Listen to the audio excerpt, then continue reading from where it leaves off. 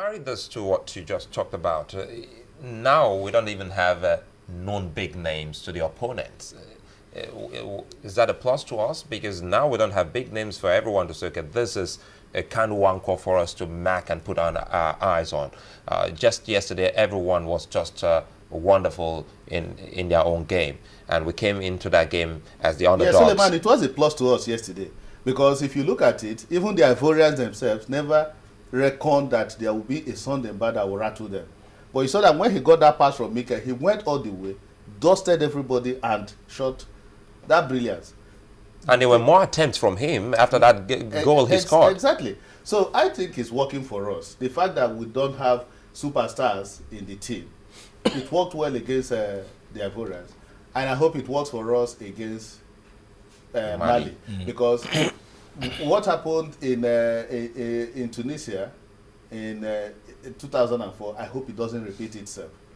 We played our best game against Cameroon with all the big names. And at the end of the day, in the quarterfinals again, and we thought that we were coasting home. But in the semi-finals against the host Tunisia, we were almost getting there.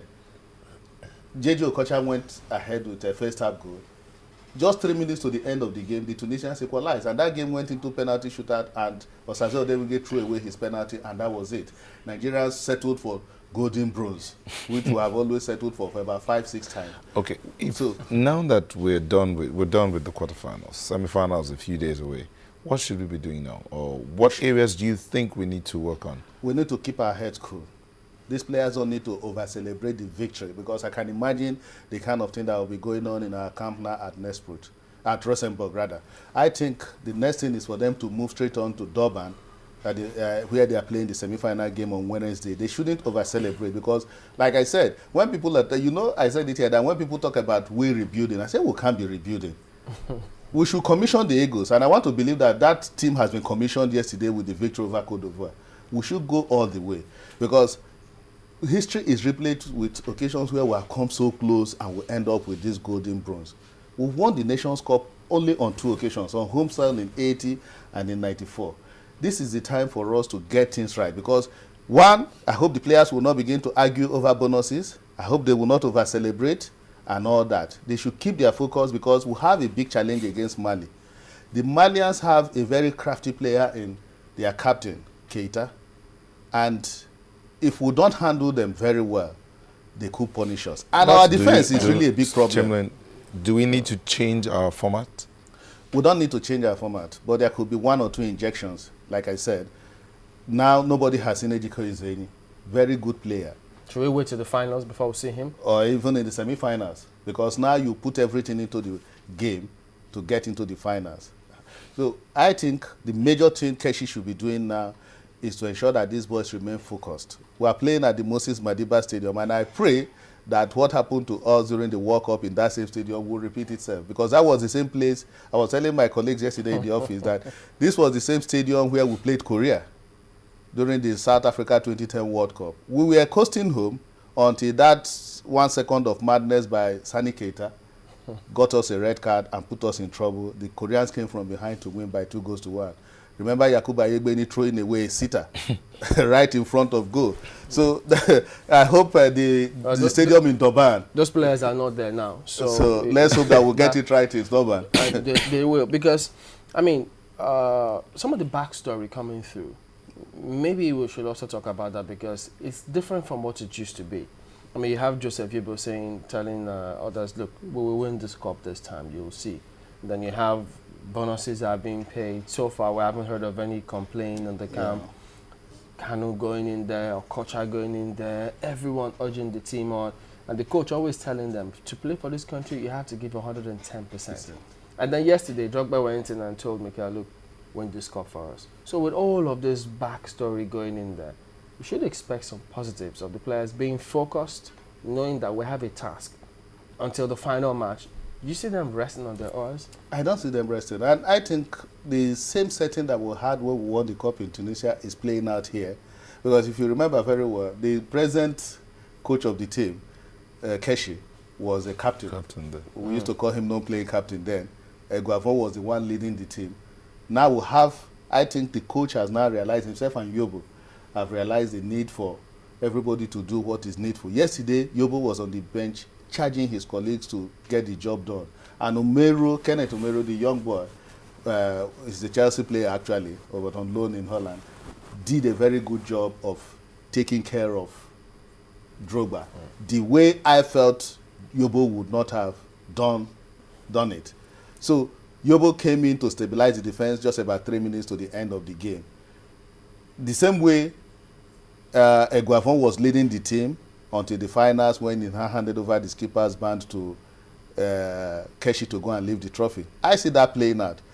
Maybe at the end of the day, Yobo will be sitting on the bench only for him to get the trophy when we play the finals. So the challenge is for them to remain focused, to get organized and get past. Chairman, something tells me that if we get past Mali in the semi-finals, the trophy will come to Nigeria. Something tells me we'll beat Ghana in the finals and bring the cup. I have my fears that we'll play Ghana in the finals. You both see Ghana already and Nigeria in the finals. 2 francophone West African countries taking on 2 anglophone West African countries. Something tells me that 1 francophone will get to the finals and 1 anglophone. And that anglophone will be Nigeria. John, you could see the resilience in the Malian team on that night with South Africa. So the South Africans don't have the pedigree. You don't give what you don't have. This is not rugby. You understand me? What the South Africans have is the organization. They don't have the kind of players that will take them beyond the quarterfinals. I mean, they barely struggled in every game. And even for the South Africans, they know it, that getting to the quarterfinals was a good one for them. The Malians had better players who knew what to do. And when Mali got that equalizer, I knew that that game was not over. They were more technical in their approach. So I don't think the way Mali handles South Africa, they would do the same thing to Nigeria. I have my fears. It will be an upset if Mali beats us in the semi-finals. It will be another major upset. Let's talk about the fans a bit before we go on, because, I mean, a lot of fans didn't even give any chance to the Eagles, including myself. You know, so how long are we supposed to continue with that? Because, I mean, some of them who support other international clubs, these clubs lose 8-1, 8-2. The next day, the fans are back supporting these fans. But back here, what do we need to do to know that no matter what happens, that's the team you have, believe it or not, that's the team you should support? No, the way your team plays will determine whether you support them or not. Is that how yesterday, if Nigeria had lost that game to Cote d'Ivoire, we would have even gone to bed happy. Every Nigerian would have been impressed, because if you saw from the very first blast of the referee's whistle, these boys felt we needed to do this job. They carried the game to the Ivorians. And if we had lost, Nigerians would have been happy. But you don't play epileptic football and you expect us to clap for you. In the game against Burkina Faso, we didn't step up our game. Against Zambia, we were ordinary. Against Ethiopia, we didn't really gel. But yesterday, against the Ivorians, you could see it, that the Eagles played the kind of football we know them for. Yeah, but in spite of that, you have people who say, well, yeah, just because you beat Cote d'Ivoire doesn't mean you should be happy or you think you'll win the cup. So that is why we need to remain focused. We need to remain focused to ensure that we get it right in the semi-finals. If we win that semi-finals, I bet you we're getting that trophy. But if we still lose against Mali, are people going to turn on the Super Eagles? It will be a shame. It will be a shame if we lose again in the semi-finals. We're tired of this golden I think it's almost getting 20 years now we haven't won this. Exactly. We won it last in Tunisia in '94. And the last West African country to win it. Exactly. And so we need to win this one. And the cup is just very close. It's within our reach. If you look at the settings now, the 2 favorites, Cote d'Ivoire and Ghana, they are not playing the best of football. Even the Ivorians were playing better football until when we knocked them out yesterday. Ghana is not on top of their game. The game against Cape Verde, they were just lucky. I don't know whether you saw that game. They were just lucky to beat the Cape Verdeans by 2-0. The challenge we'll have is Burkina Faso. And something tells me that it will be another... We played them, right? We played them before. Yes, a repeat of the first match of Group D. What finals. How do you think it will play out? Because remember, we scored first in the first match. I see Burkina Faso beating Ghana in the semi-finals. They are a compact team, very organized, not built around anybody. And they are very disciplined in their defense.